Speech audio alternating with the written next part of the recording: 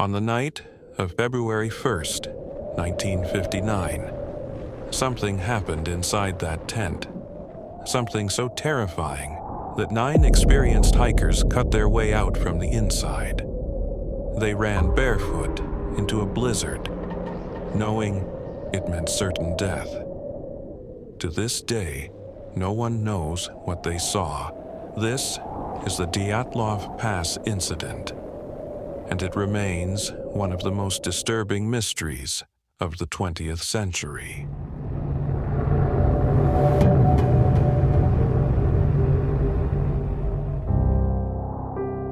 The year was 1959. The place, the Ural Mountains of Soviet Russia. A region so remote, so unforgiving, that the local Mansi people called it the Mountain of the Dead. The expedition was led by Igor Dyatlov, a 23-year-old engineering student from the Ural Polytechnic Institute. He was experienced, disciplined, respected. His team consisted of 9 members in total, 8 men and 2 women, all of them seasoned hikers. There was Zinaida Kolmogorova, 22 years old, bright, adventurous, Lyudmila Dubinina, only 20, a photography enthusiast, and the mysterious Semyon Zolotaryov, 38, a war veteran who joined the group at the last minute. Their goal was simple: reach Otterton Mountain and earn their Grade 3 hiking certification, the highest honor in Soviet mountaineering. They would never return. On January 25th, 1959, the group arrived in the town of Vizhay, the last outpost of civilization before the wilderness swallowed them whole. They posed for photographs, smiling, laughing. These images would become some of the most haunting photographs in modern history. On January 27th, they began their trek. The temperature dropped to minus 30 degrees Celsius. The snow was waist-deep, but these were experienced hikers. They knew the cold, they knew the mountains. On January 28th, one member, Yuri Yudin, fell ill. Back pain, knee problems. He made the difficult decision to turn back. This decision would save his life. He would be the only one to see his friends again, only as their dead bodies. For the next 3 days, the group pushed deeper into the wilderness.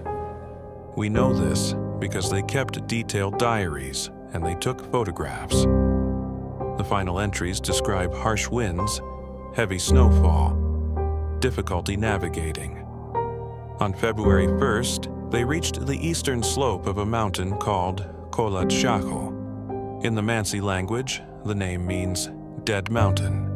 They pitched their tent on the slope. Around 5 in the evening, the last known photograph shows them digging into the snow, preparing camp. Their faces are calm, focused, tired. They had no idea. These would be the last images of them, alive. Something would happen that night. Something that defied all logic, all science, all explanation. And by the time the sun rose, they would all be dead. The group was expected to send a telegram by February 12th.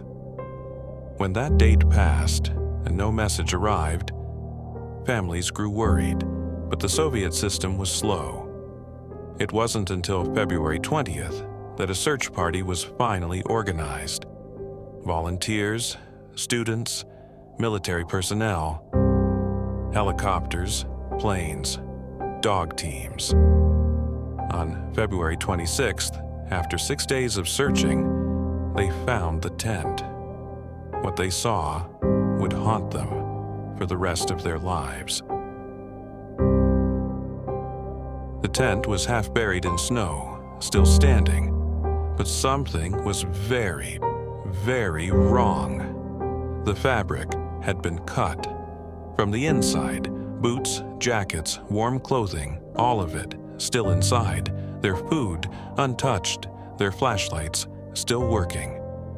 Whatever happened that night was so terrifying that 9 experienced hikers in temperatures of minus 30 degrees Celsius slashed their way out of their own tent and ran into the night barefoot. They knew they would die. But whatever was inside that tent with them was worse than the cold. Searchers followed the footprints down the slope. 8, maybe 9 sets of tracks, most barefoot, some wearing only socks, one wearing a single shoe. The footprints continued for almost a mile down the mountain. Then they found them. Beneath an old cedar tree at the edge of the forest, 2 bodies. Yuri Doroshenko, 21 years old. Yuri Krivonishenko, 23 years old. Both stripped down to their underwear, both barefoot, both frozen solid. Beside them, the remains of a small fire.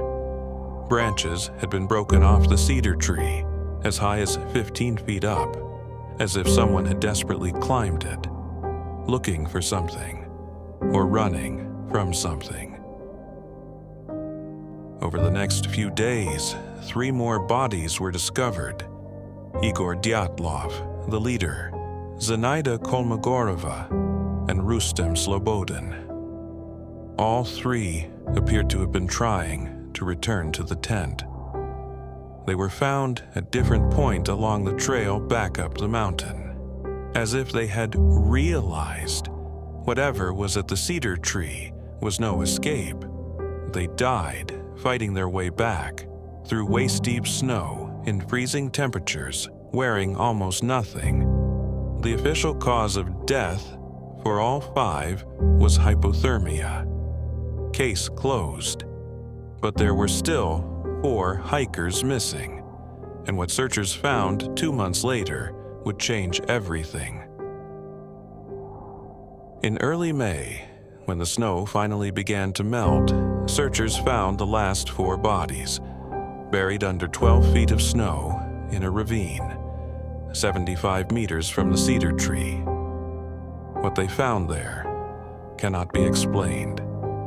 Lyudmila Dubinina, her tongue was missing, her eyes were missing, parts of her lips gone, sections of her facial tissue and a portion of her skull bone had been removed. Semyon Zolotaryov, eyes missing, massive chest fracture so severe that doctors compared them to the impact of a high-speed car crash. Yet his skin showed no external wounds, no bruising, no cuts, as if something had crushed him from the inside. Nikolai Thibault Brignol, skull fractures so severe they would normally only be seen in major car accidents or from a fall of great height, yet again no external trauma. Alexander Kolovatov, the only one relatively intact, but his neck was twisted in a way that suggested unnatural force. And then there was the radiation. Their clothing tested positive for high levels of radioactive contamination, levels that could not be explained by any natural source. The Soviet government immediately classified the case. Files were sealed. The area was closed off for 3 years. Witnesses were told to stay silent. The official conclusion was bizarre. The hikers had died from a compelling natural force. That was the entire explanation. No further details. No identification of what that force was. Case closed. Over the decades, countless theories have emerged.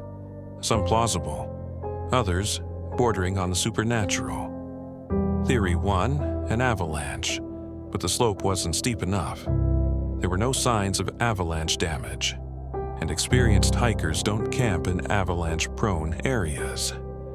Theory 2, infrasound, wind passing over the mountain, could have created low-frequency sound waves, causing panic attacks.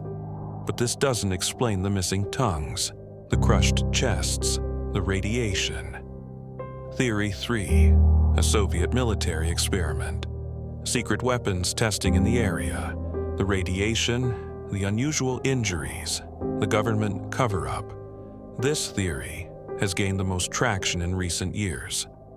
Theory 4, the one whispered in the dark, that something not human was up on that mountain that night, something the Mansi people had warned about for centuries, something that lives in the place they called the Mountain of the Dead.